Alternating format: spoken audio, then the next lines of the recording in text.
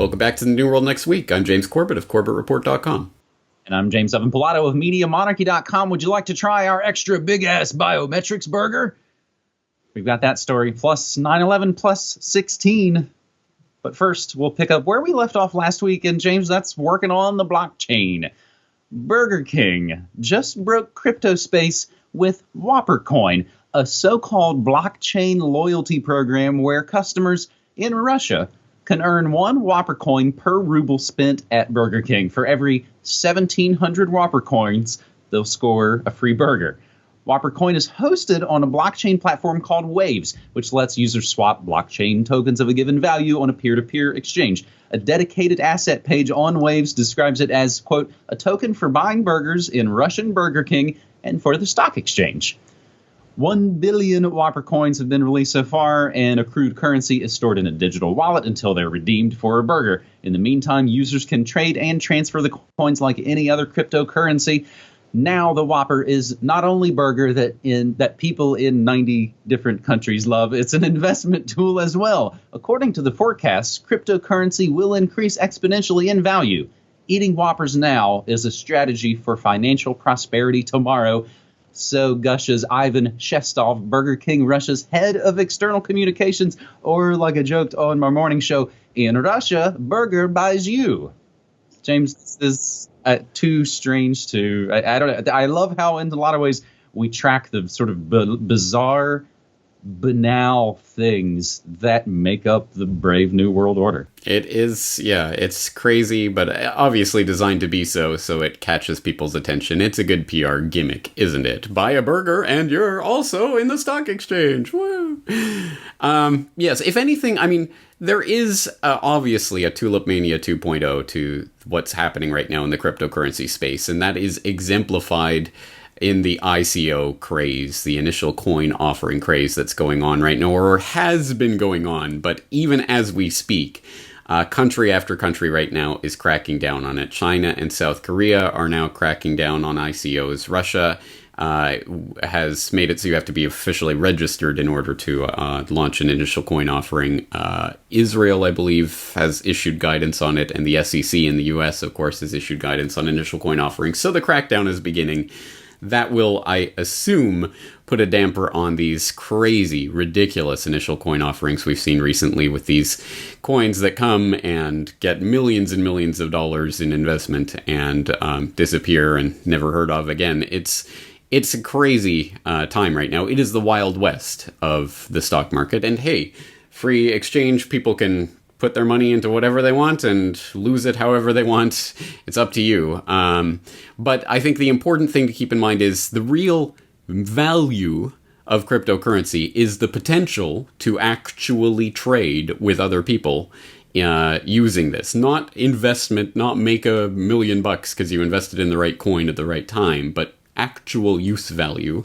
And people who want to know more about that should read an excellent article that Jeffrey Tucker wrote a couple of years ago called What Gave Bitcoin Its Value at fee.org, where he talks about Mises and the regression theorem of value of currency and how that applies to Bitcoin. The actual value of this is use value. And if you're not using these coins, then they mean nothing. So, oddly enough, WhopperCoin might actually be an example of something that, well, it has an inbuilt actual use value to it. So there is something there that people can actually use. Now, personally, I hope no one goes out and buys these burgers and or coins, and I hope no one trades in them because Burger King is not the type of corporation we want to support, and it's particularly odd for that to be happening in Russia, where Russia has at least talked about cracking down on McDonald's as a result of the latest diplomatic brouhaha and all of that. So, I'm not sure that would be a good investment even from that side of it if that's all you were looking for.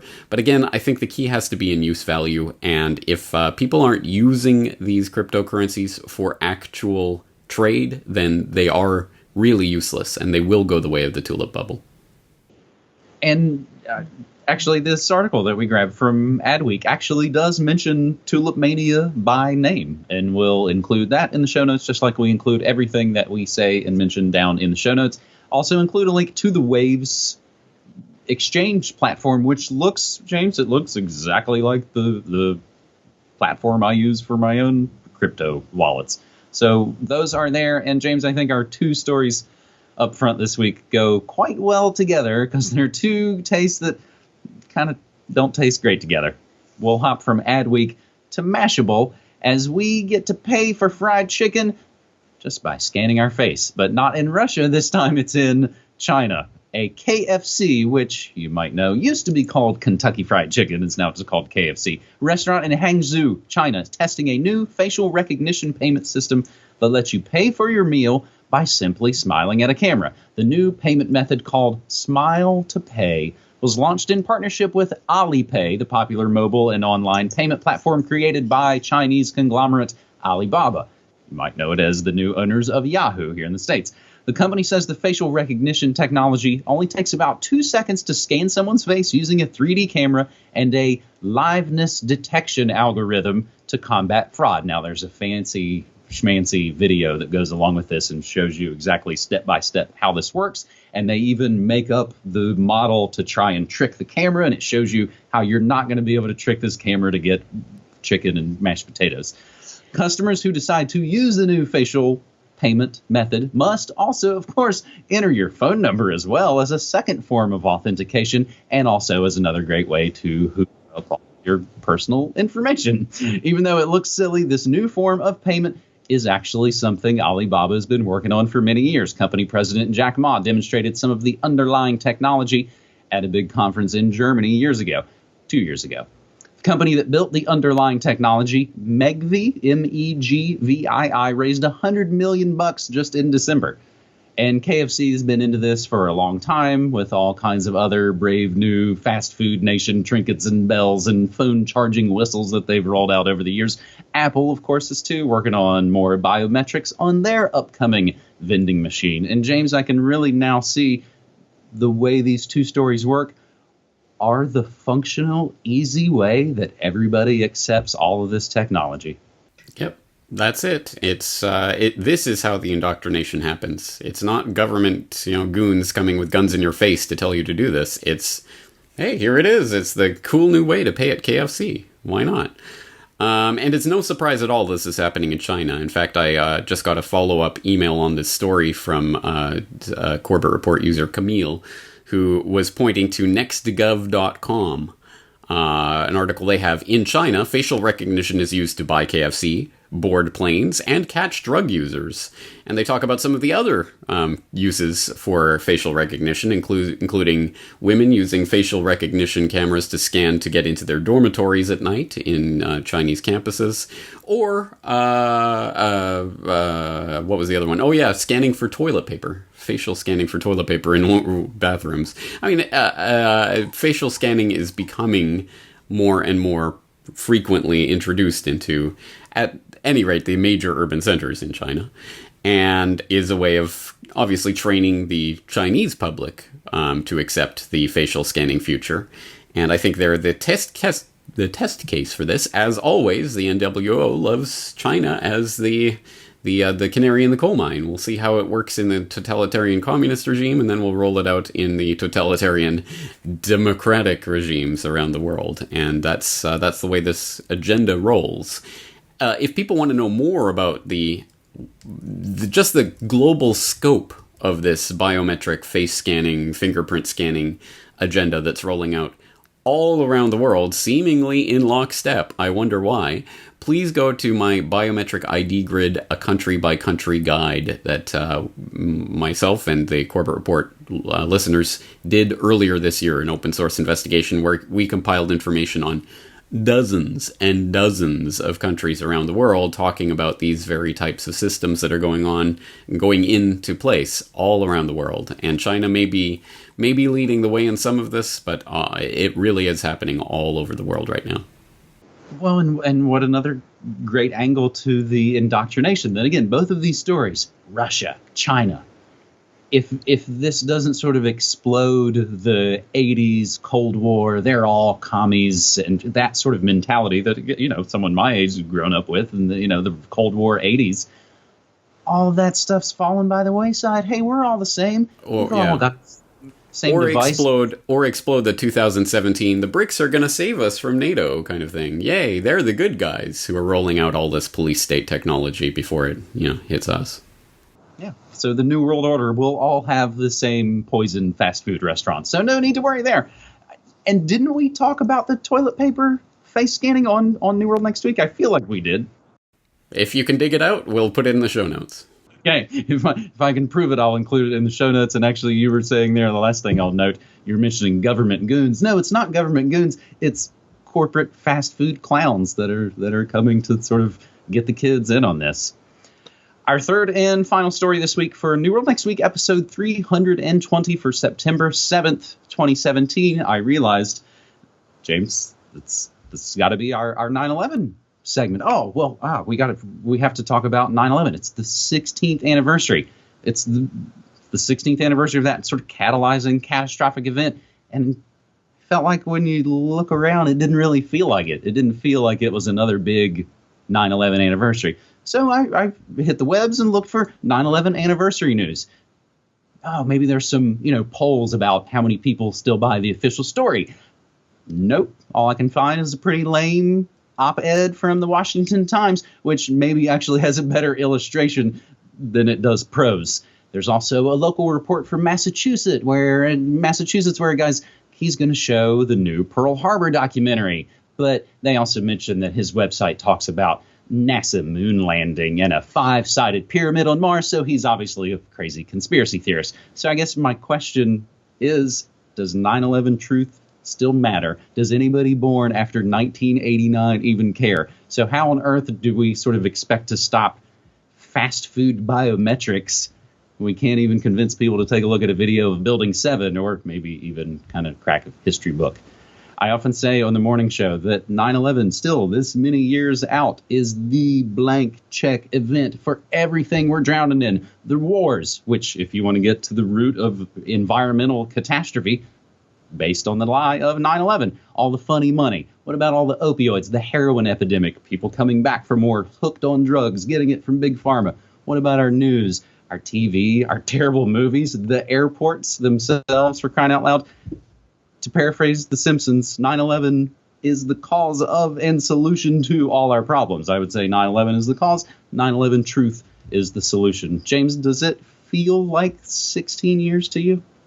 Well, this doesn't feel like a 9/11 anniversary, specifically because for at least the last decade, it has been the case that every single time around this time, there is some sort of distraction that is kind of 9/11 related, but takes people away from actually 9/11 itself. Usually it's in August, going into September, there's some new buildup of a new Al-Qaeda, Al-Qaeda threat, or, ICIS has just arrived on the scene. There's always that type of distraction, and or you remember the whole Ground Zero Mosque thing and all of that kind of stuff that happened probably around the 9th anniversary or whenever that was.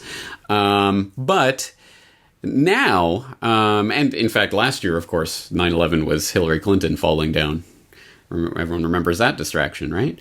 But this year, there really doesn't seem to even be any particular distraction because no one's paying attention. It's 16 years. It's not even a nice round number anniversary or anything. It's just, now it's nearly 2 decades ago. So, yes, I think we can officially pronounce it by now as a political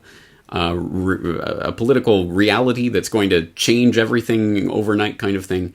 That opportunity for 9/11 truth has long since left the station. Barring some amazing new incredible whatever whistleblower, here's the signed documents from PNAC saying to do this or whatever, I don't think 9/11 truth is going to have that kind of effect. That doesn't mean that it's useless. It means that now the point is 100% to expose it to the general public and unindoctrinate them from their stupor about this terrorism and show what false flag terrorism is. And as I've said before, I think we've already been quite successful in those regards. I think false flag terrorism has at least entered the vernacular, which is a huge step forward. People at least are aware of the concept, aware that governments can and do and have staged attacks in order to benefit from the crises that result from that. That is a significant step forward. But yeah, at this point, 9/11 truth is just not even relevant to the millennial generation. It's just something they've grown up with. And they're, most people aren't going to question it in the same way most people in our generation. Yeah, JFK. Yeah, I guess he was. I mean, it doesn't seem like it was a lone nut, but whatever. So yeah, we're heading into JFK territory at this point. So if I can ask, you've actually got a 9/11 anniversary event coming up. Do you have a theme for your talk coming up? And we'll include this in the show notes if you want to plug it right now. It's going to be a Q&A type thing with a panel and panel discussion. So I don't think there's any prepared or planned points to be made. I thought you were going to be up and giving a talk. Okay, I am going to be up and giving a talk in Denmark in September 16th, 17th at an open mind conference, but that's going to be on China and World War I. Okay. Well, as it may, we will include the links to that in the show notes because you did an announcement video for that. I do remember when the sort of Ground Zero Mosque 9/11 anniversary was. It was 2010, so it was the 9th anniversary, and I remember it well because actually Clyde Lewis and I sort of pulled a publicity stunt here in Portland because when you mentioned the Ground Zero Mosque, the tie-in with that is they were going to burn the Quran as this whole big phony culture war. We pulled a publicity stunt where we said we're going to burn the 9/11 Commission report and even said this is a publicity stunt. Burning books is stupid. We're trying to bring the focus back to the events of 9/11. And we did actually have one main news station come out and cover our story. And they actually put us, we were the cherry on top of their sort of 9/11 anniversary packet of coverage, which again, James, is sort of this what it's down to at this point. All we'll see on television on the anniversary will be, of course, the sad reading of the names of people who've died and the small sort of local regional events that people have all around the country. So I'll actually include that video in the show notes where Coin 6, so the local news station, actually came out and covered our event, which is also, I think, a good note for people who do activism and journalism. Press releases work. The idea that your local, news affiliate are sort of, we're crafting the news agenda. Not generally the case. They're usually overworked, just like most people are. And they respond to, things that come in their email, especially if it's something they think the other stations might not cover. They're just trying to do work and trying to, make their bosses happy, essentially. So if you give them a press release, it's like, oh, this sounds interesting. Might go check that out. It worked actually for my buddy Justin Lewis, who is down in Florida, who is battling a company called eBay because Justin Lewis started a company called Nature Bay, and he sent out press releases and he got local news coverage. So that sidebar, in some ways, well, James, let me segue as we wrap this episode up.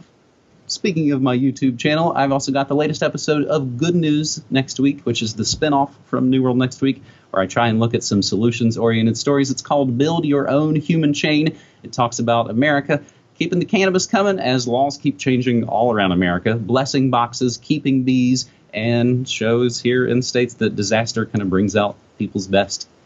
And I will also mention, James, that this upcoming 9/11 anniversary is not uncoincidentally the anniversary of when I launched Media Monarchy. It went online September 11th, 2005, and it was just a little blog on Blogspot. And now, 12 years later, it is an independent, non-commercial media outlet brought to you by you. We are supported by you. If you'll check out our support pages, our Patreon pages, that's how we keep going with independent music, or not independent music, but independent news and media, James. You and I have never had advertisements in the decades of doing our work. No, we haven't, and let's continue it that way. And just as a deprogramming note, yes, I will be on my way to Denmark next week at this time, so no New World next week, but the week after that. So see you in 2 weeks. All right, buddy. Thanks so much.